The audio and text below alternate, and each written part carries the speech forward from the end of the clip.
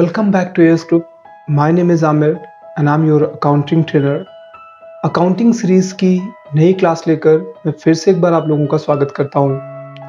Accounting series की पिछली class में हमने क्या किया था, कुछ जनरल एंट्रीज बनाई थी जो कि बेस्ड थी एक्सपेंस और एसेट्स पे। आज हम क्या करेंगे, आज हम उन्हीं जनरल एंट्रीज के लेजर्स क्रिएट करेंगे और साथ ही साथ टैली ERP9 में हम उनकी लैब भी करेंगे। नहीं, हम टैली ERP9 में वो सारे के सारे लेजर्स क्रिएट करके भी देखेंगे उन लेजर्स को कैसे क्रिएट किया जाता है। क्लास स्टार्ट करने से पहले यानी लेजर्स को क्रिएट करने से पहले कुछ चीज़ें हम रिकॉल कर लेते हैं जो पिछली क्लास की है, क्योंकि पिछली क्लास के जो भी जनरल एंट्रीज थी हम उन्हीं के लेजर्स आज की क्लास में बनाने वाले हैं। तो अगर आपको कुछ याद हो, पिछली क्लास में हमने एसेट्स की डेफिनेशन पढ़ी थी। अगर आपको याद हो तो मैंने आपको एसेट्स की डेफिनेशन बताई थी। एसेट्स वो वैल्यूज हैं जिनका लाभ हमारे द्वारा, हमारी फर्म के द्वारा भविष्य में लिया जाता है। इसमें मैंने आपको एग्जांपल्स के तौर पे बताए थे cash in hand, computer, bank accounts, सन्डी debtors, land, building, machines, ये सारे के सारे आपके एसेट्स होते हैं। फिर मैंने आपको बताया कि एक्सपेंसेस भी होते हैं। तो एक्सपेंसेस वो वैल्यूज होती हैं जिनका इस्तेमाल हमारी फर्म द्वारा पहले ही किया जा चुका है। अगर आप डायरेक्टली इस वीडियो को देख रहे हैं तो मैं आपसे बोलूँगा पहले आप उस क्लास को देख लीजिए, क्योंकि यहाँ पर हम उन चीज़ों को उतनी डीपली बात नहीं करेंगे, थोड़ा बहुत देखने वाले हैं। इसके बाद मैंने आपको बताया था जनरल रूल क्या है, और जनरल रूल के हिसाब से मैंने आपको बताया था जब भी फर्म के लिए एसेट्स बढ़ेंगे तो उसको हम क्या करेंगे, बाय या DR करेंगे, और जब भी फर्म के लिए एसेट्स घटेंगे उनको हम टू या CR करेंगे। कुछ जनरल एंट्रीज भी हमने देखी थी, जैसे जनरल एंट्रीज थी पहले मैंने आपको जो बताई थी, firm purchased computer of 50,000 rupees, जिसमें मैंने आपको प्लस और माइनस करके बताया कि इसका जो फाइनल एंट्री बन जाएगा वो बन जाएगा आपका by computer account 50,000 rupees to cash account 50,000 rupees. ऐसी ही अगली एंट्री थी, firm sold furniture of 30,000 rupees, जिसकी मैंने आपको बताया जो फाइनल एंट्री बनेगी जाकर वो बन जाएगी to computer account 30,000 rupees by cash account 30,000 rupees.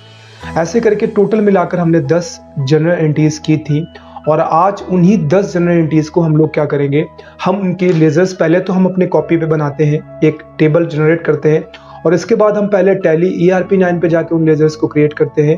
और फिर इसके बाद अगली क्लास में हम देखेंगे कि वही सारे लेजर्स अगर हमें टैली प्राइम में क्रिएट करने होंगे तो क्या डिफरेंसेस रहेंगे, यानी टैली प्राइम के लेजर्स क्रिएट करते समय और टैली ERP9 के लेजर्स क्रिएट करते समय क्या डिफरेंसेस हो जाते हैं। तो सबसे पहले मैं बता देता हूँ आपको, जो 10 जनरल एंट्रीज मैंने आपको बताई थी वो चीज़ें एक बार मैं रिकॉल कर देता हूँ। तो जो 10 जनरल एंट्रीज थी वो आपके सामने स्क्रीन पे मैं आपको शो कर रहा हूँ।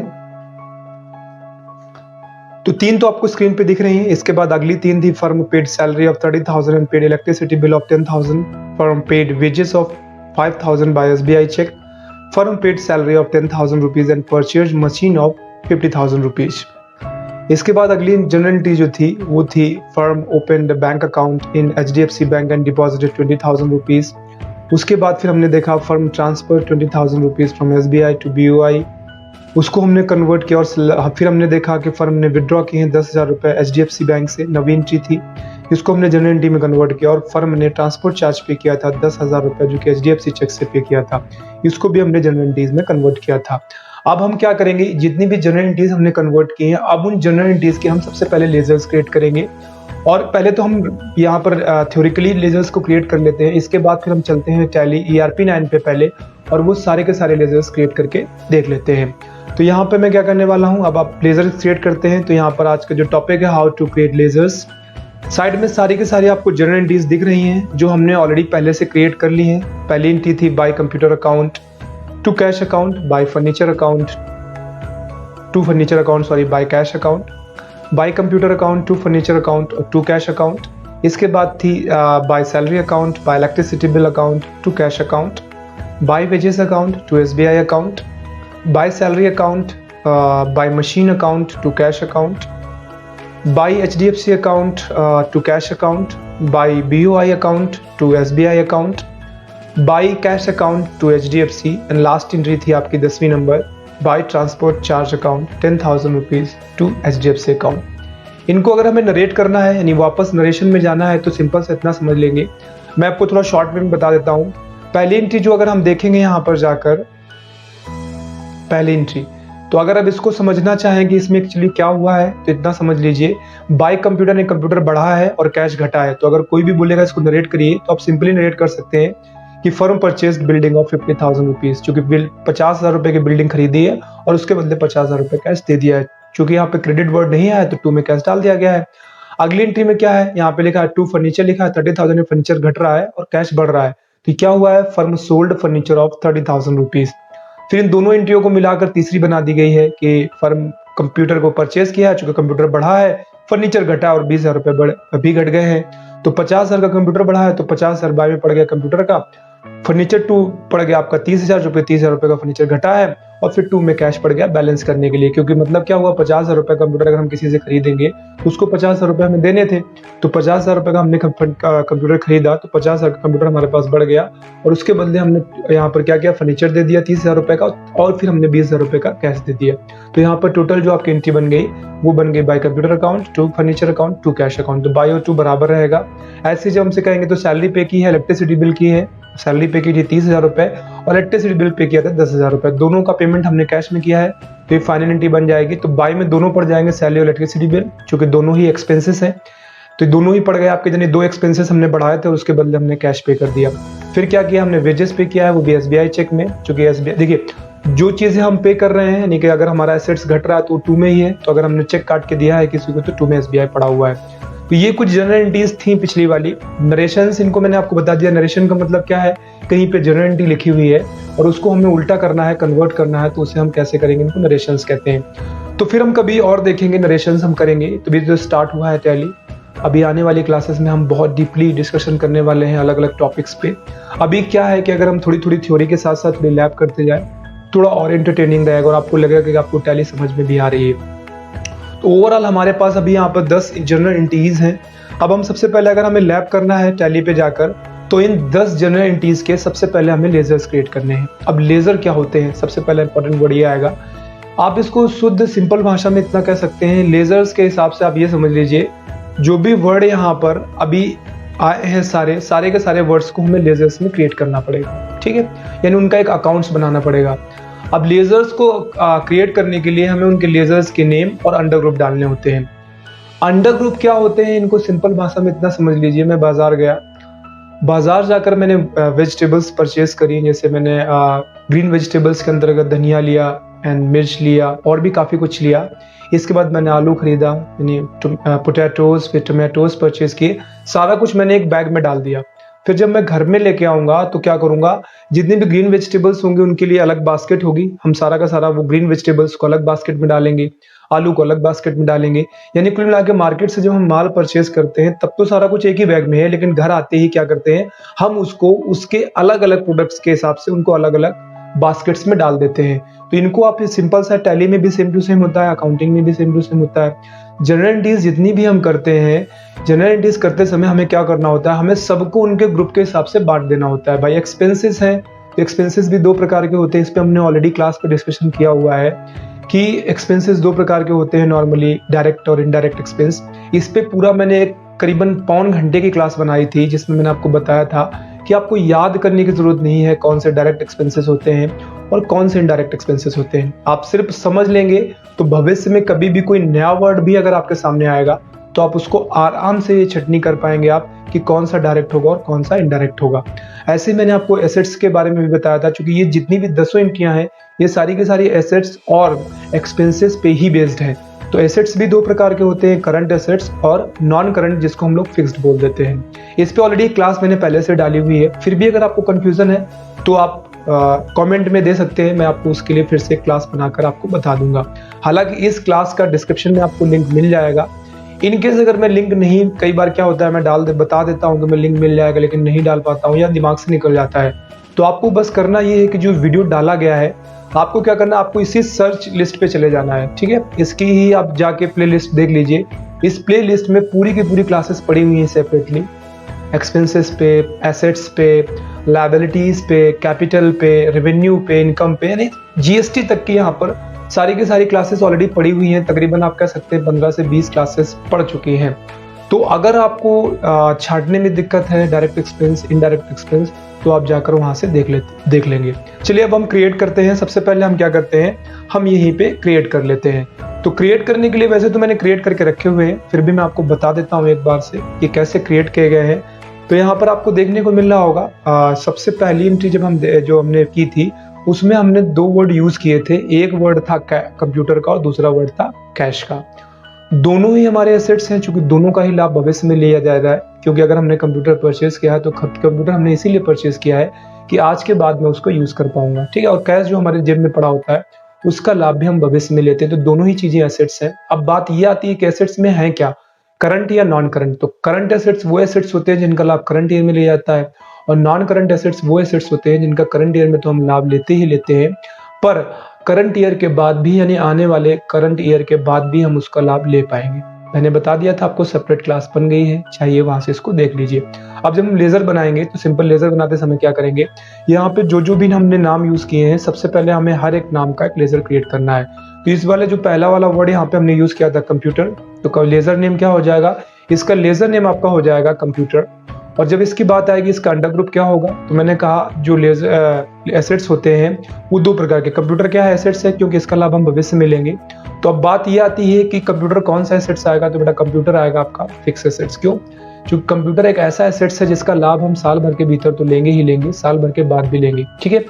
मतलब प्रोसेस तो यही रहेगा। अब आपकी इच्छा है, आप चाहे तो इसको सेल कर दीजिए। नॉर्मली ये होता है जब कोई चीज हम मार्केट से परचेज करते हैं नई, तो 1 साल की तो वारंटी लेके आते हैं हम, तो साल भर तो चलेगा ही चलेगा, और इसके बाद करंट ईयर के बाद भी चल पाएगा। तो आप ये समझ लीजिए कि ये सारे के सारे आपके नॉन करंट एसेट्स, यानी इसको फिक्स एसेट्स में डाला जाता है। या फिर आप ये भी कह सकते हैं सारी टेंजिबल थिंग्स जिनको हम छू सकते हैं उनको हम फिक्स एसेट्स के अंतर्गत डालते हैं। हालांकि कैश इसमें फिक्स एसेट्स में नहीं आता है, जबकि कैश को भी हम छू सकते हैं। अब कैश क्या होता है, कैश है तो एसेट्स ही, लेकिन कैश के साथ सीन ये रहता है कि कैश अभी 100 रुपए पड़ा है मॉर्निंग में, दोपहर में हो सकता है 50 रुपए हो जाए, शाम को फिर से 75 रुपए हो जाए। क्योंकि कैश निरंतर आता जाता रहता है, वो स्टे नहीं करता है एक जगह पे। तो यहाँ पर जब हम एंट्री बनाएंगे तो ध्यान रखना है हमें, कैश भी एसेट्स है और बाकी के टेंजिबल थिंग्स भी एसेट्स है। और कौन से एसेट्स जो फिक्स्ड रहते हैं उनको हमें फिक्स एसेट्स में डाल देना है। हर एक वो चीज जिसका लाभ हम भविष्य में लेंगे वो सारे के सारे हमारे एसेट्स कहलाएंगे। तो पहला बन गया लेजर नेम आया कंप्यूटर और उसका अंडर ग्रुप बना फिक्स एसेट्स। दूसरा लेजर का नेम आएगा, जितने भी हमने वर्ड यूज किए हैं सारे के सारे हमें एक एक बार बनाने जरूर है। दूसरे में वर्ड आया है आपका कैश। अब कैश क्या है, ये भी आपका एसेट्स है। कौन सा एसेट्स है, तो मैंने कहा था कैश जो होगा आपका वो कैश इन हैंड में आएगा। इसको हम करंट एसेट्स के अंतर्गत मान के चलेंगे। कैश इन हैंड का मतलब जितना हमारे हाथ में पैसा है। तो जब हम अंडर ग्रुप बनाएंगे तो उसको डालेंगे कैश इन हैंड। ऐसे ही अगला वर्ड यहाँ पे यूज किया गया है फर्नीचर का। फर्नीचर का जब हम लेजर बनाएंगे तो लेजर नेम रखेंगे फर्नीचर। और मैंने कहा फर्नीचर टेंजिबल थिंग्स है, 1 साल से ज्यादा हम उसका लाभ लेंगे तो इसका अंडर ग्रुप होगा फिक्स एसेट्स। कैश हम पहले से बना चुके थे तो दोबारा हम इसका नहीं बनाएंगे कैश, इसको हम रहने देते हैं। इसके बाद फिर से यहाँ पे कंप्यूटर वर्ड आया है। कंप्यूटर हम पहले से बना चुके हैं। एक चीज समझते जाना है आपको, जो वर्ड्स पहले से यूज हो चुके हैं हमें एक ही वर्ड का एक ही बार लेजर क्रिएट करना है। तो ये सारे हम पहले से बना चुके हैं तो हमें दोबारा नहीं बनाना। अब यहाँ पर एक वर्ड आया है सैलरी, तो हमें क्या करना है, हमें सैलरी का बनाना है। तो अब हमें समझना क्या पड़ेगा, इसका अंडर ग्रुप क्या होगा और इसका लेजर नेम क्या होगा। सैलरी का लेजर नेम सैलरी ही रहेगा, नॉर्मली लेजर नेम वही रहते हैं, लेकिन ये एक्सपेंस में आएगा क्योंकि यहाँ पर जो सैलरी है इसका लाभ भविष्य में नहीं लिया जाएगा। सैलरी का लाभ पहले ही लिया जा चुका है। हम एम्प्लॉयज से काम कराते हैं, काम कराने के बाद उनको सैलरी देते हैं, और ये सैलरी में आएगा आपका इनडायरेक्ट एक्सपेंस। अब इनडायरेक्ट एक्सपेंस क्यों आएगा, क्लास जाके चेक कर लीजिए। अपने डायरेक्ट एक्सपेंस और इनडायरेक्ट एक्सपेंस की छटनी करने के लिए पूरी की पूरी क्लास बनाई हुई है, जाइए और उसको देख लीजिए। सैलरी आ जाएगा आपका इनडायरेक्ट एक्सपेंस में। फिर आएगा इलेक्ट्रिसिटी बिल। इलेक्ट्रिसिटी बिल का लेजर नेम भी इलेक्ट्रिसिटी बिल ही रहेगा। उसके बाद आ जाएगा उसका इनडायरेक्ट एक्सपेंस। कैश हम पहले से बना चुके थे, कैश छोड़ देते हैं। फिर आएगा वेजेस। वेजेस का लेजर नेम वेजेस रहेगा और इसका आएगा डायरेक्ट एक्सपेंस। इसके बाद फिर आता है यहाँ पे एसबीआई। तो एसबीआई का लेजर नीचे मैंने बनाया है, अभी मैं जस्ट आपको दिखा देता हूँ। नीचे एसबीआई का लेजर बनाया गया है। तो एसबीआई का क्या होगा, ये बैंक अकाउंट है फर्म का, बैंक अकाउंट है। ध्यान रखिए ये भी एसेट्स है, ये सारे के सारे एसेट्स ही हैं। बैंक अकाउंट भी एक प्रकार का एसेट्स होता है, करंट एसेट्स के अंतर्गत आता है। बैंक अकाउंट में सेविंग अकाउंट और करंट अकाउंट ये दोनों आपके आते हैं करंट एसेट्स के अंतर्गत। और अगर आपने एफडी कराया है, एक लॉन्ग टर्म प्रकार से आपने एक खाता खुलवाया है, तो वो आपका आता है फिक्स्ड एसेट्स के अंतर्गत। तो यहाँ पे जो एसबीआई वर्ड आया है ये आपका करंट एसेट्स के अंतर्गत आ जाएगा। यानी इसको आप कह सकते हैं बैंक अकाउंट है आपके फर्म का। इसके बाद फिर आता है वर्ड सैलरी। तो सैलरी हम पहले से बना चुके हैं तो दोबारा बनाने की जरूरत नहीं है हमें। फिर आता है मशीन। तो मशीन हमें बनाना पड़ेगा, इससे पहले मशीन की एंट्री नहीं हुई है, तो फिर से हमने बनाया मशीन, और ये क्या होगा, ये आपका फिक्स एसेट्स हो जाएगा। ठीक है, अच्छा है। आगे देखेंगे कैश इन हैंड, तो कैश इन हैंड का हम पहले ही बना चुके हैं। कैश यहाँ पे जो कैश वर्ड आया था इसकी ऑलरेडी हम पहले से ही लेजर क्रिएट कर चुके थे। जिसका हम लेजर क्रिएट कर चुके हैं उसका लेजर हम दोबारा नहीं बनाएंगे। आप यहाँ पे देख सकते हैं कई सारे ऐसे वर्ड्स हैं जो रिपीट होंगे। फिर से HDFC आया है, तो HDFC का हमें लेजर बनाना है, क्योंकि इससे पहले हमने बनाया नहीं। और HDFC क्या है? हमारे लिए बैंक अकाउंट है। ध्यान रखिए, लेजर नेम डालते जाइए, उसके साथ सिलेक्ट करते जाइए। ये है का आपका, तो ये बैंक अकाउंट है। अब ग्रुप्स दो प्रकार के होते हैं, प्राइमरी और सेकेंडरी। अब इस पे हम फिर से कभी विस्तार में बात करेंगे कि ग्रुप्स की छंटनी कैसे करते हैं, भाई कौन से प्राइमरी ग्रुप्स होते हैं और कौन से सेकेंडरी ग्रुप्स होते हैं। अभी फिलहाल हम इनके बना लेते हैं। अगला फिर से वर्ड आया है कैश, तो कैश हम पहले से बना चुके थे, तो कैश बनाने की जरूरत है नहीं आपको। फिर आया है BOI, तो BOI का क्या होता है? BOI का होता है आपका, इसका हम बनाएंगे तो लेजर नेम BOI ही आएगा और इसका भी बैंक अकाउंट रहेगा। ध्यान रखिए, BOI मतलब बैंक ऑफ इंडिया है। बैंक अकाउंट इंडिया में यहाँ पे पैसे डालें या निकालें कुछ भी, अगर आपका खुद का बैंक अकाउंट है तो वो आपका बैंक अकाउंट के अंतर्गत आ जाएगा। ये रहता फिक्स करंट एसेट्स के अंतर्गत ही है। आगे आया है SBI वर्ड, तो SBI का फिर हम बनाएंगे यहाँ पर। और SBI ये कौन सा है? आपका बैंक अकाउंट है। ध्यान रखिए, SBI वर्ड एक बार पहले भी आ चुका है, तो SBI का आपको लेजर सिर्फ एक ही बार बनाना है, 2 बार रिपीट नहीं करना। कैश हम बना चुके हैं ऑलरेडी, तो कैश आपको रिपीट नहीं करना है। HDFC का देखेंगे, वो भी हम पहले से क्रिएट कर चुके हैं, तो फिर से नहीं बनाना है। ट्रांसपोर्ट लेजर्स हमने बना लिए हैं। अब इन सारे के सारे लेजर्स को अगर हमें लैब में बनाना है, लैब में यानी टैली ERP9 पे ये सारे के सारे लेजर्स हमें क्रिएट करने हैं, तो वो हम कैसे करेंगे? अब चलिए, पहले तो सबसे पहले आपका काम ये है कि आप इस सारी जनरल एंट्रीज को नोट कर लीजिए स्टेप बाय स्टेप। अब कैसे एंट्रीज हमने बनाई है इसकी क्लास तो पहले से पड़ी हुई है, जाइए उसको देख लीजिए।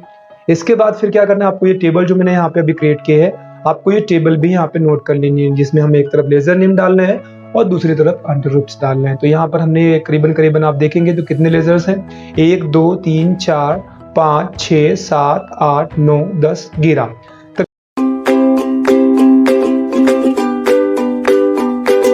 लिखा हुआ डेफिनेशन आप इसको देख कर समझ सकते हैं। यहाँ पे लिखा हुआ है अकाउंटिंग वाउचर्स के माध्यम से हमें अकाउंटिंग में डिक्लेरेशन करना होता है ट्रांजैक्शन किस प्रकार का हुआ है।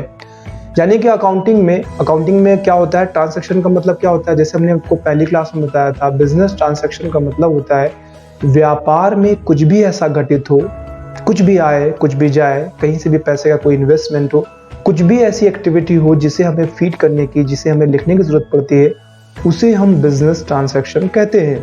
तो कुल मिलाकर ट्रांजैक्शन का मतलब आप लेन देन समझ सकते हैं। तो यहाँ पर वही कह रहा है आपसे कि अकाउंटिंग वाउचर्स क्या होते हैं। तो अकाउंटिंग वाउचर्स एक प्रकार के आप कह सकते हैं ट्रांजैक्शन टाइप है। अकाउंटिंग वाउचर्स के माध्यम से हमें अकाउंटिंग में डिक्लेरेशन करना होता है ट्रांजैक्शन किस प्रकार का हुआ है। थोड़ा और समझने के लिए हम देखते हैं अकाउंट या कह रहा है वाउचर्स काफी प्रकार के होते हैं, निम्नलिखित प्रकार के होते हैं। तो देखते हैं कि करके कौन से प्रकार के होते हैं वाउचर्स। तो यहाँ पे वाउचर्स में सबसे पहला आ रहा है रिसिप्ट वाउचर। मैंने कहा रिसिप्ट वाउचर, अब इसकी परिभाषा क्या होगी, डेफिनेशन। तो लिखा हुआ फर्म में कैश या बैंक का आगमन की जो फीडिंग हम करते हैं वो रिसिप्ट वाउचर में करते हैं। आसान भाषा में कैश या बैंक के बढ़ने की एंट्री, अर्थात कैश या बैंक जब भी बाई में होते हैं तो उन्हें हम रिसिप्ट में फीड करते हैं। मतलब क्या हुआ इसका? मतलब ये हुआ कहीं से भी आपके फर्म के पास कैश आया है, या कैश के स्थान पर कई बार क्या होता है कि हम पेमेंट जो है वो रिसीव करते हैं जब, तो उसकी जगह पे हम कैश की जगह पे हम लेते हैं चेक या बैंक ट्रांजैक्शन लेते हैं। तो आपसे कह रहा है कि आपके फर्म में कहीं से भी पैसे का आगमन हुआ है, चाहे वो कैश के फॉर्म में हुआ हो, चाहे वो बैंक के फॉर्म में हुआ हो, तो ऐसी एंट्रियां जिनमें पैसे का आगमन हो रहा है उनको हम लोग रिसिप्ट वाउचर के अंतर्गत डालते हैं। यहाँ पे एग्जांपल आपको दिखाई दे रहा है, लिखा हुआ है to building account 10 lakh by cash account 10 lakh. क्या हुआ है इसमें? बिल्डिंग हमने बेची है, चूंकि 2 में बिल्डिंग पड़ी हुई है, तो 2 में बिल्डिंग पड़ी हुई है, बिल्डिंग हमने बेची है। बिल्डिंग कितने की बेची है? 10 लाख रुपए की, और उसके बदले हमें कैश यहाँ पे मिला है कितना? टोटल मिला के 10 लाख रुपए। यानी बिल्डिंग हमने 10 लाख रुपए की बेची है और उसके बदले हमें 10 लाख रुपए कैश मिला है।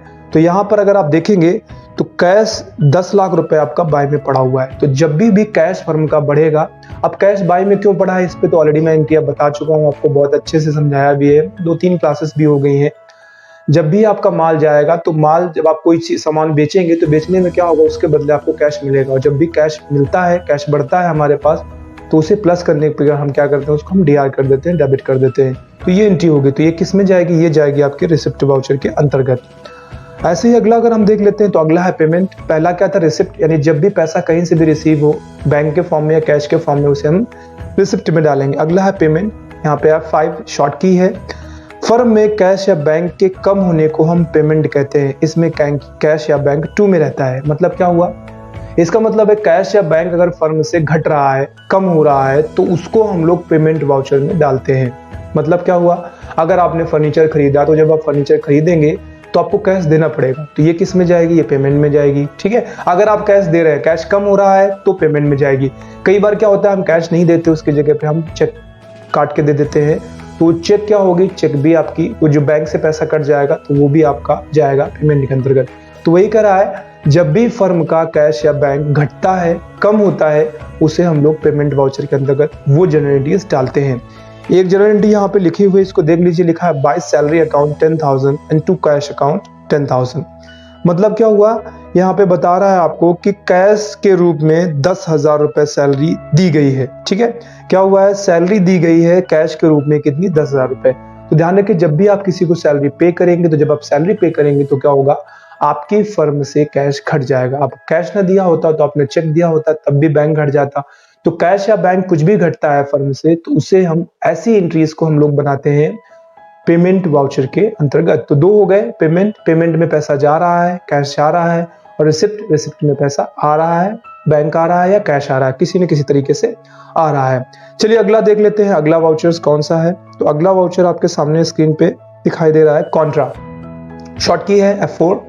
लिखा हुआ है, जब हम फर्म का पैसा बैंक में जमा करें या बैंक से निकालें, जब हम फर्म का पैसा बैंक में जमा करें या बैंक से निकालें या फिर एक बैंक से दूसरे बैंक में ट्रांसफर करें, तो ऐसी एंट्रीज को कॉन्ट्रा में डालते हैं। देखिए, पेमेंट का मतलब किसी को पैसा देना होता है, ठीक है, कैश या बैंक के रूप में पेमेंट करना होता है। रिसिप्ट का मतलब किसी से लेना होता है। लेकिन अगर हमारा ही पैसा है, हमारी कंपनी का ही पैसा है, हमारी फर्म का ही पैसा है, उसे हम फर्म के एक बैंक अकाउंट में डालेंगे, डिपॉजिट करेंगे, तो ध्यान रखिए वो पेमेंट नहीं होगा, क्योंकि किसी और के पास नहीं जा रहा है, वो क्या हो रहा है, कैश से कन्वर्ट होकर बैंक में चला जा रहा है। हमारा पैसा हम किसी को और ना दें, अपना ही पैसा हम किसी एक बैंक अकाउंट में डालें या एक बैंक अकाउंट से निकाल के दूसरे बैंक अकाउंट में डालें, तो कुल मिला के हमारे पास से कैश या बैंक नहीं घटेगा, वो बस कन्वर्जन हो रहा है। ऐसे क्या हो रहा है, ट्रांसफर हो रहा है, कैश को हमने बैंक में, बैंक को हमने बैंक में, या बैंक से हमने फिर से कैश में। जैसे कि बैंक से हम जब पैसा निकालते हैं तो ये सारे कॉन्ट्रा में आएंगी, जिसमें हमारा ही पैसा है, हम बैंक में डालें, बैंक से निकालें या एक बैंक से दूसरे बैंक में ट्रांसफर करें, तो वो सारी की सारी कॉन्ट्रा में जाती हैं। इन चीज आमने सामने लिखी हुई है, जैसे आपके सामने देखने को मिल रहा होगा, पड़ा हुआ है, टू में SBI है कितना, 10,000 रुपीज, और बाई में कैश है कितना, 10,000 रुपीज। मतलब क्या हुआ, इसका मतलब हुआ आपका कि 10,000 रुपए SBI बैंक से हमने निकाले हैं। ठीक है, जब 10,000 रुपए SBI बैंक से निकालेंगे तो कैश मिलेगा, बाई में कैश आएगा, टू में SBI आ जाएगा। कुल मिला के SBI का जो एसेट्स था उसे हमने कैश फॉर्म में कन्वर्ट कर लिया, चेंज कर लिया। ध्यान रखिए, ये जो कैश बैंक है आपस में ही ट्रांसफर हो रहे हैं, कैश को हमने बैंक में, बैंक को हमने कैश में, या अपनी एक बैंक को दूसरे बैंक में ट्रांसफर कर रहे हैं, तो ये सारे के सारे कॉन्ट्रैक्ट के अंतर्गत आते हैं। चलिए ठीक है, 3 हो गए, रिसिप्ट हो गया, पेमेंट हो गया और कॉन्ट्रा हो गया। अब अगली देखते हैं, अगली है जर्नल। आपसे बता रहा है जिस ट्रांसैक्शन में कैश या बैंक का जिक्र ना आए, ठीक है, जिस भी ट्रांसैक्शन में कैश या बैंक की नाम ना आए या जिक्र ना आए, तो उसको हम जनरल वाउचर में डालते हैं। एग्जांपल समझते हैं, यहाँ पे लिखा हुआ है to building account 10 lakh rupees. क्या लिखा हुआ है, बिल्डिंग हमने खरीदी है, कितने की है, 10 लाख रुपए की, और टू में पड़ा हुआ है लैंड अकाउंट कितने का है, 10 लाख रुपए का। 10 लाख की बिल्डिंग हमने खरीदी और उसके बदले 10 लाख की जमीन दे दी। क्या किया, 10 लाख की बिल्डिंग खरीदी और 10 लाख की जमीन दे दी, तो ना हमने कैश लिया और ना ही कैश दिया, ना ही बैंक लिया ना ही बैंक दिया। इसमें क्या हुआ, एक सामान लिया और उसके बदले दूसरा सामान दे दिया। तो क्या होता है, जब भी कैश या बैंक की एंट्री नहीं आती है, जिसमें कैश या बैंक का जिक्र नहीं होता है, तो ऐसे वाउचर्स को हम लोग, यानी ऐसी एंट्रीज को हम लोग किस में डालते हैं, ऐसी एंट्रीज को हम जनरल वाउचर्स में डालते हैं। ध्यान रखिए, कैश या बैंक का जिक्र नहीं आएगा तो जनरल वाउचर में हो जाएगा। अगला देखेंगे है परचेज। तो कहता है गुड्स की परचेज की एंट्री हमेशा हम परचेज में करते हैं। ठीक है, फर्म का एक मेन प्रोडक्ट होगा, उसे हम गुड्स कहेंगे, जिसका नियमित रूप से परचेज और सेल करेंगे। तो जब भी गुड्स की परचेज होगी तो उसको हम परचेज वाउचर में डालेंगे, और सेल होगी तो हम उसे सेल वाउचर में डालेंगे। ठीक है, गुड्स की परचेज अगर मैं कहता हूं मैं बिल्डिंग खरीदी 10 लाख रुपए की, तो ध्यान रखिए वहां पे बिल्डिंग आपका गुड्स नहीं है, तो उसको आप डालेंगे। अगर आपने बिल्डिंग खरीदी और उसके बदले पेमेंट कर दिया है तो आप पेमेंट में डालेंगे। बिल्डिंग बेची आपने, उस पेमेंट आपने ले लिया है तो आप उसे रिसिप्ट में डालेंगे। बिल्डिंग बेची आपने और पेमेंट नहीं लिया है, उधार किया है, तो उसे आप जनरल में डालेंगे क्योंकि बनेगा आपका बिल्डिंग बेची थी टू बी बिल्डिंग, और बाय में आप पार्टी का नाम डालेंगे। लेकिन अगर कोई गुड्स की एंट्री आती है, गुड्स का मतलब क्या हुआ, हमारे फर्म का मेन प्रोडक्ट। ध्यान रखिए, जब भी आप मेन प्रोडक्ट खरीदें या बेचें, उसकी एंट्री परचेज और सेल के अंतर्गत आती है। जैसे यहाँ पे एक अगली एंट्री लिखी हुई है, लिखा है by purchase account 1000 and to Raman account 1000। क्या हुआ इसमें, रमन से हमने माल गुड्स परचेज किया है, वो भी उधार। ठीक है, अगर उधार नहीं भी होगा, नगद भी होगा, तो भी उसकी एंट्री हम परचेज में ही करेंगे। तो ये आपकी एंट्री आ जाएगी by purchase account 1000 and to में रमन अकाउंट 1000। सिंपल इतना समझ लीजिए, जब भी हम परचेज या सेल वर्ड का इस्तेमाल करेंगे तो परचेज वर्ड के लिए हम लोग परचेज वाउचर का यूज करेंगे और सेल वर्ड के लिए हम लोग सेल वाउचर का यूज करेंगे, क्योंकि ये गुड्स से रिलेटेड चीजें होती हैं। तो ये हो गई आपकी अगला वाउचर, जिसमें हमने कहा ये वाउचर था आपका गुड्स का। तो ये हो गया परचेज। परचेज में क्या करते हैं हम, गुड्स के परचेज की एंट्री परचेज में डालते हैं। अगला है सेल्स, मैंने आपको बता दिया था गुड्स की सेल की एंट्री हम सेल्स में डालते हैं। तो फिर से क्या हुआ, 5000 रुपए का सामान हमने बेच दिया है, किसको, अमित को। तो यहाँ पर एंट्री बन गई to sales account 5000 rupees, by में अमित अकाउंट 5000। अगर पेमेंट किया होता तो बाय में अमित के स्थान पर कैश या बैंक आ जाता। कैश बैंक आ भी जाता तब भी वो पेमेंट रिसिप्ट नहीं होते हैं। क्यों, क्योंकि गुड्स की एंट्री है तो गुड्स में आपको परचेज या सेल वर्ड का ही यूज करना है। तो ये टोटल मिला के आपके पास 2 2 4 ये है, 2 हमने पहले पढ़ लिए। तो कुल मिला के आपके 6 मेन वाउचर्स हैं जिनका इस्तेमाल करेंगे। वाउचर्स और भी आएंगे आगे चल के, जैसे कि डेबिट नोट का इस्तेमाल करते हैं, क्रेडिट नोट का इस्तेमाल करते हैं, इन्वेंट्री में भी वाउचर्स होते हैं, वो फिर हम स्टेप बाय स्टेप देखते चले जाएंगे। तो फिलहाल ये जो मेन वाउचर्स थे अभी हम देखते हैं, इनके हिसाब से वो जो 10 जनरल एंट्रीज हमने बनाई थी, वो 10 जनरल एंट्रीज के वाउचर्स क्या होंगे। तो देखिए यहाँ पे मैंने मेंशन कर भी दिया है लगभग, एक एक करके मैं आपको दिखाता जाता हूँ तो समझते जाएंगे आप। जैसे सबसे पहली एंट्री जो थी, एक बार मैं आपके सामने दिखा देता हूँ, मेंशन कर देता हूँ। सबसे पहली एंट्री थी जिसमें क्या था, कंप्यूटर हमने परचेज किया था और परचेज करते समय हमने क्या किया था, हमने कैश का पेमेंट किया था। टू में कैश आ गया था, तो इसकी एंट्री किस में जाएगी, पेमेंट में जाएगी। क्यों, क्योंकि हमने कंप्यूटर परचेज किया और पैसा दे दिया। अगली एंट्री क्या थी, अगली एंट्री आप देखेंगे तो यहाँ पे फर्नीचर बेचा गया था 30,000 रुपए का और उसके बदले कैश वसूल लिया। ठीक है, कैश ले लिया आपने। जब आपने कैश ले लिया तो कैश इस बार आपके पास बढ़ा है, तो ये किस में जाएगी, ये रिसिप्ट में जाएगी। एसेट्स को बेचने से कहीं से भी आपके पास कैश बढ़ता है, कैश आता है, गुड्स को छोड़ करके कहीं से भी कैश आता है तो उसे हम क्या करेंगे, कैश या बैंक आपके पास आता है तो उसे हम रिसिप्ट में डालेंगे। ठीक है, अगली एंट्री देखेंगे हम, तो अगली एंट्री में बता रहा है आपसे कंप्यूटर और फर्नीचर, यहाँ पे दोनों ही ट्रांजैक्शन हुए हैं। फाइनली जब लास्ट में आप देखेंगे तो 2 में कैश पड़ा हुआ है, ये लास्ट में, यानी आप देखेंगे तो यहाँ पे फर्नीचर, कंप्यूटर हमने खरीदा था और फर्नीचर हमने बेचा था। कंप्यूटर 50 का था, उसके बदले हमने क्या किया, 30 का तो फर्नीचर दे दिया और फिर भी 20,000 रुपये हमें कैश देना पड़ा। तो अब इसका जब पूरा फाइनल ओवरऑल जब हम इसका एंट्री फीडिंग करेंगे तो ये पेमेंट में जाएगा। क्यों, क्योंकि 20,000 रुपये कैश हमारे पास से जा रहा है। क्लियर है। अगली एंट्री में अगर आप देखेंगे तो यहाँ पे अगली एंट्री में क्या हुआ है, आप देख सकते हैं यहाँ पे लिखा हुआ है बाय में सैलरी, बाय में इलेक्ट्रिसिटी बिल, 2 में कैश।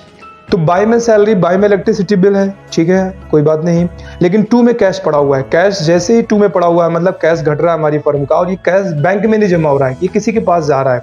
तो इसको किस में डालेंगे हम, इसको डालेंगे हम पेमेंट वाउचर के अंतर्गत।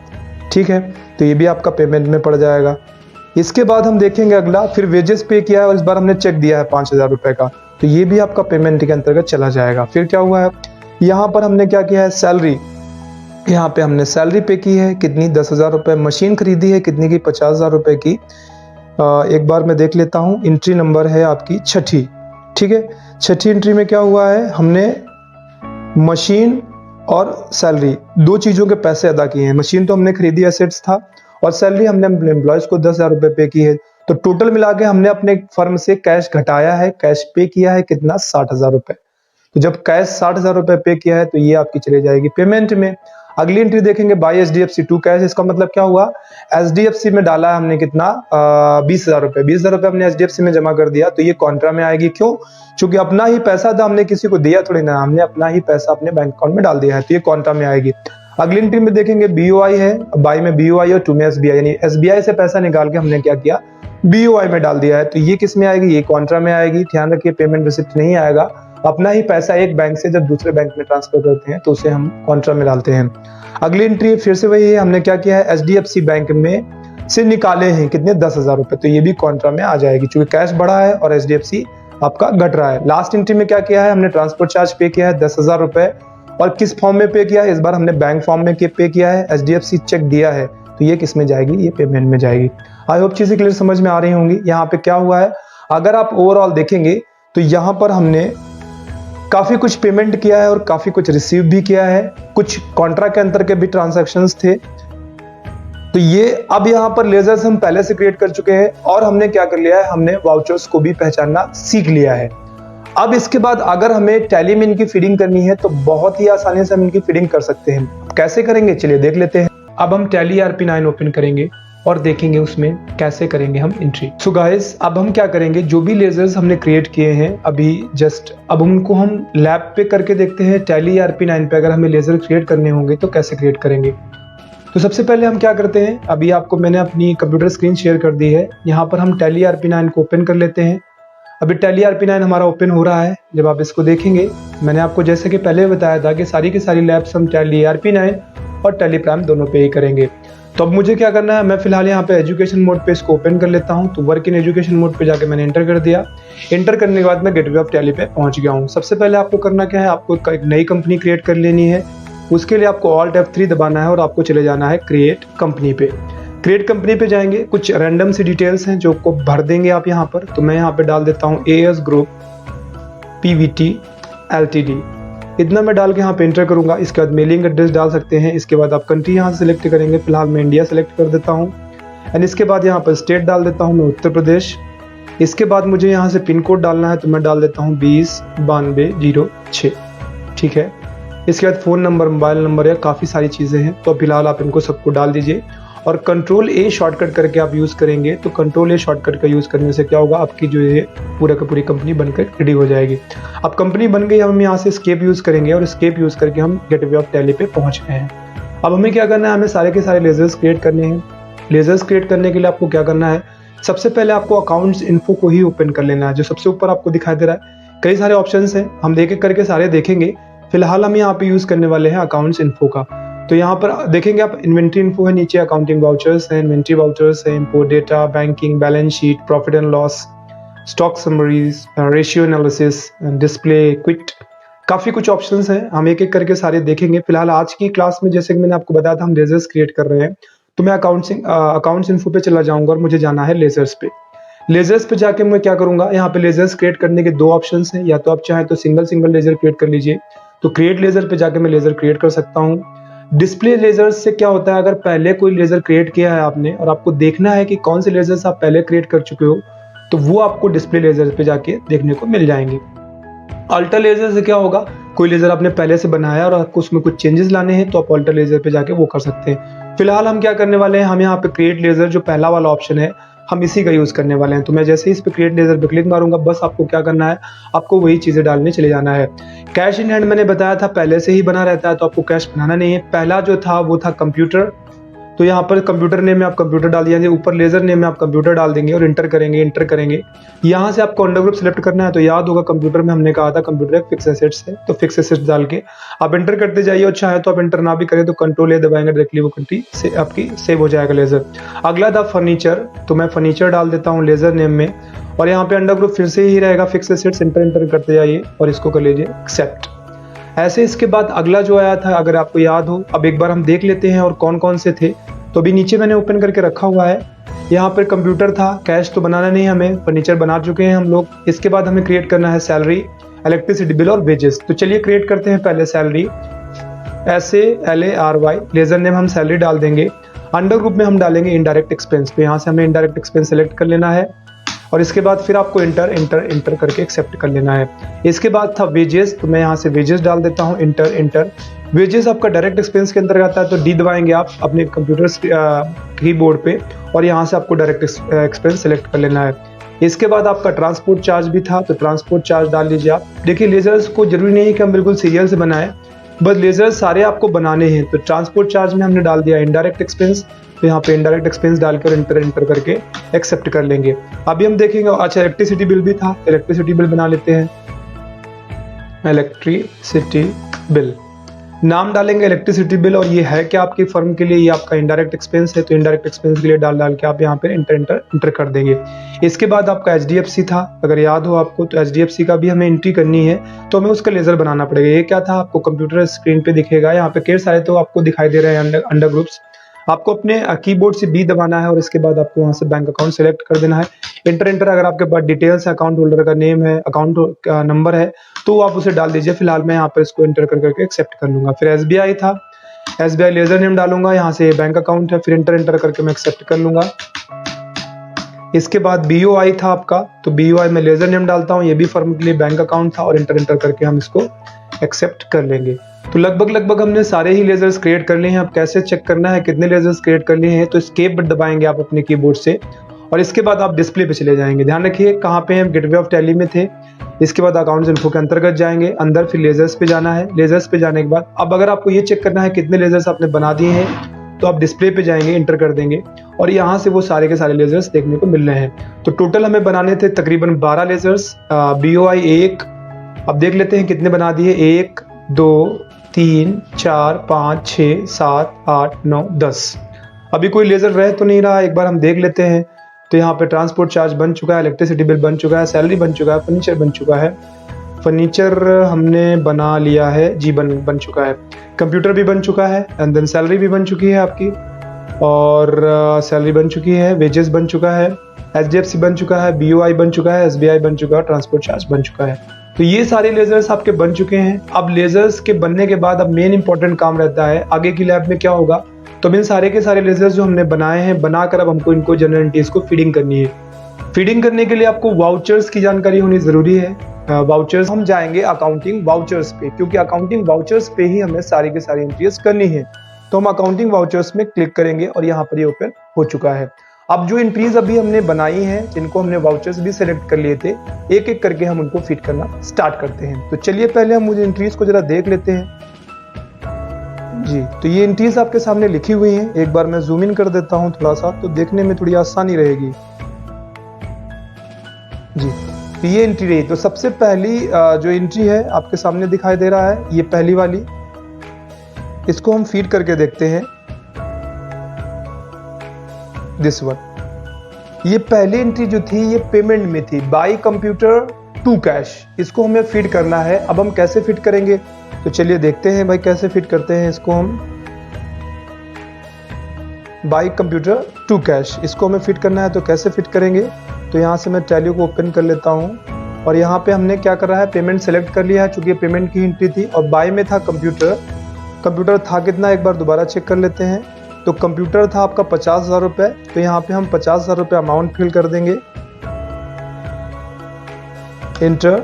इसके बाद टू में कैश था, तो यहाँ से हम कैश सेलेक्ट करेंगे और 50,000 रुपये। इसके बाद क्या है, नेगेटिव अमाउंट, चूंकि मैंने स्टेप बाय स्टेप बस इसी से आगे करता चला जा रहा हूँ, तो देखते जाइए। अब इंटर और एक्सेप्ट, ये आपकी पहली एंट्री हो गई। अब अगली एंट्री करके देखते हैं। तो अगली एंट्री क्या थी, अगली एंट्री रिसिप्ट में थी। एक बार देख लीजिए, टू फर्नीचर 30,000 बाई कैश 30,000, ये रिसिप्ट में अगली एंट्री थी। तो अब इसको करते हैं। तो उसके लिए हमें क्या करना है, हमें F6 प्रेस करना है, रिसिप्ट पे जाना है। टू में फर्नीचर था, तो यहाँ से हम फर्नीचर सेलेक्ट करेंगे, एंटर करेंगे। कितने का था, 30,000 रुपीज का, तो यहाँ से हम 30,000 रुपीज सेलेक्ट करेंगे और इंटर करेंगे। फिर बाय में क्या था, बाय में कैश था, तो यहाँ से हम कैश सेलेक्ट करेंगे और इंटर करेंगे और पैसे फिलअप कर देंगे, ऑटोमेटिक भर भी जाता है। और इसके बाद हम इंटर और एक्सेप्ट कर लेंगे। ठीक है, हो गई, दो एंट्रियां हो गई। तीसरी करके देखते हैं।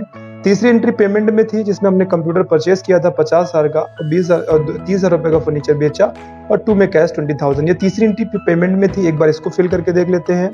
तो हमें क्या करना है, पेमेंट पे जाना है, तो फिर से हम F5 प्रेस करेंगे, और F5 प्रेस करने के बाद आपको बाय में कंप्यूटर डालना है। कितने का है, 50,000 रुपए का, तो 50,000 रुपए आप यहाँ से फिल कर देंगे, इंटर करेंगे। टू में पहले फर्नीचर था, तो हम यहाँ से फर्नीचर सेलेक्ट करेंगे, और फर्नीचर था आपका 30,000 रुपए का, तो पहले आपको 30,000 रुपए डाल देने हैं, इंटर करना है। टू में फिर कैश था कितना, 20,000। बस एंट्री कंप्लीट हो गई आपकी। आपको इंटर और एक्सेप्ट कर देना है। ठीक है, ये हो गई। अगली एंट्री एक बार देख लेते हैं। अगली एंट्री में क्या है, तो यहाँ पे बाय में सैलरी, बाय में इलेक्ट्रिसिटी बिल, दोनों मिलाकर हमने 40,000 रुपए कैश पेमेंट किया था, तो ये पेमेंट में थी। अगली एंट्री करते हैं फिर से पेमेंट, तो पेमेंट है सिलेक्टेड, बाय में सैलरी आ जाएगा आपका। सैलरी कितनी थी, कुल मिलाकर सैलरी थी आपकी 30,000 रुपए, तो यहाँ से हम 30,000 रुपीज फिलअप करेंगे। 30,000 रुपीज़ हो गया। इसके बाद हम क्या करेंगे, फिर से बाई, ध्यान रखिए जहाँ पे 2 पे है बी दबाइए, फिर से बाई कर दीजिए। और अब आपको क्या भरना है, इलेक्ट्रिसिटी बिल फिलअप करना है। तो इलेक्ट्रिसिटी बिल कितना, 10,000। तो ये 10,000 रुपीज़ हो गया आपका इलेक्ट्रिसिटी बिल। और इसके बाद आपको इंटर 2 में आपको कैश डाल देना है। तो बस कैश सेलेक्ट करेंगे और वो 40,000 रुपीज़ हो जाएगा। Enter enter enter accept. ठीक है, ये एंट्री हो गई है आपकी 4। 5वीं एंट्री करते हैं, बाय में वेजेस, 2 में SBI पेमेंट, ये भी है आपका। फिर से पेमेंट पे चले जाते हैं और यहाँ से हम क्या करते हैं, बाय में वेजेस कितना है जरा एक बार चेक कर लेते हैं। तो वेजेस था आपका 5,000 रुपये, तो हम 5,000 रुपये यहाँ पे फिलअप करेंगे। इंटर 2 में क्या था, SBI, चूंकि इस बार जो पेमेंट है वो SBI के थ्रू हो रहा है तो SBI किया और 5,000 रुपये। Enter enter enter enter accept. ठीक है, अगली एंट्री कौन सी थी, अगली है 6ठी, जिसमें सैलरी पे की है 10,000 और बाई में मशीन है आपका 50,000। टोटल मिला के कैश गया है 60,000 रुपये। 6ठी, तो ये करते हैं, बाई में सैलरी, एस दबाया, सैलरी आ गई 10,000 रुपये। फिर यहाँ पे 2 भी जहाँ है बी दबाइए और बाई कर दीजिए। फिर सैलरी नहीं है, शिफ्ट टैब दबा के वापस जाएंगे। और इसके बाद मशीन थी, तो यहाँ से हमें मशीन क्रिएट करना है। आई गेस मशीन हमने क्रिएट नहीं किया था, अगर नहीं किया है तो यहीं से हम चाहें तो शॉर्टकट कीज का इसको यूज कर सकते हैं। ऑल्ट और सी दबाना है आपको और आपको यहाँ से मशीन नाम का एक लेजर क्रिएट कर लेना है, जो कि शायद पिछली बार छूट गया है। मशीन क्या होता है, फिक्स एसेट्स होता है। इंटर इंटर इंटर और इंटर करके आप इसे एक्सेप्ट कर लेंगे। ठीक है, तो यहाँ पे मशीन पड़ गया है आपका। अब मशीन के पैसे डाल दीजिए, 50,000 की मशीन थी, ये 50,000 रुपये हो गए आपके।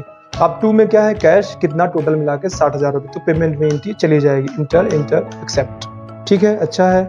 अगली एंट्री देखते हैं, अगली 7वीं है, 2 में HDFC और बाई में HDFC, 2 में कैश, और ये कॉन्ट्रा में जा रही है। चलिए चलते हैं। तो कॉन्ट्रा सेलेक्ट करने के लिए हमें क्या करना है, F4 प्रेस करना है। ठीक है, हमें करना क्या है, हमें HDFC बैंक से 20,000 रुपये डालने हैं HDFC बैंक में। तो यहाँ पर आपका आ जाएगा 2 में कैश, चूँकि जब आप डालेंगे तो 20,000 रुपीज़ कैश यहाँ से फिलअप कर देंगे। और बाई में आ जाएगा आपका HDFC।